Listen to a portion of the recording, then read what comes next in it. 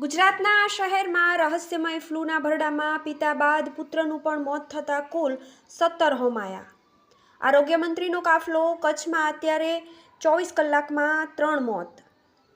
ભારાવાંઢમાં જ કુલ 5 વ્યક્તિના મોત થયા। લખપત તાલુકામાં 300 દર્દીઓ સારવાર હેઠળ, 250 આરોગ્ય કર્મચારી કાર્યરત।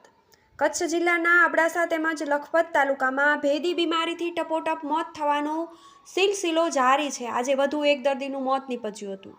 અબડાસાના ભારાવાંઢમાં છેલ્લા 24 કલાકમાં પિતા પુત્ર સહિત 3ના મોત થયા છે અને જિલ્લામાં આ મૃત્યુનો કુલ આંક 17 પર પહોંચ્યો છે।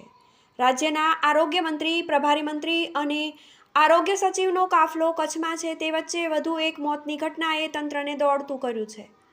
મંત્રીઓએ દર્દીઓના ખબરઅંતર પૂછ્યા હતા તેમજ ભુજ ખાતે સમીક્ષા બેઠક યોજી। તે વચ્ચે ભેદી રોગચાળો અટકવાનું નામ લેતું ન હોય તેમ ભેદી બીમારીથી વધુ એક યુવકના મોતના પગલે આરોગ્ય વિભાગની ચિંતા વધી છે। અબડાસાના ભારાવાંઢમાં રહેતા 42 વર્ષીય અલાના જત અને તેનો પુત્ર 15 વર્ષીય પુત્ર બંને સોમવારે ભુજની જીકે જનરલ હોસ્પિટલમાં દાખલ થયા હતા। દરમિયાન મંગળવારે પુત્રનું મોત નીપજ્યું હતું। પુત્રના મોતના પગલે ભાંગી પડેલા પિતા અલાના સારવાર અધવચ્ચે મૂકીને પરત ઘરે ચાલ્યો ગયો હતો।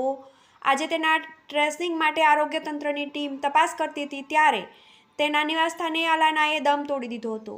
છેલ્લા 24 કલાકમાં ભારાવાંઢમાં આ બંને પિતા પુત્ર અને 36 વર્ષીય મહિલા મિસબેન અબુબકર જત એમ કુલ 3ના મોત થયા છે। કચ્છમાં અત્યાર સુધી ભેદી રોગચાળાનો ભોગ બનેલા 17 લોકોના મોત નીપજ્યા છે। TV18 news, Kutch.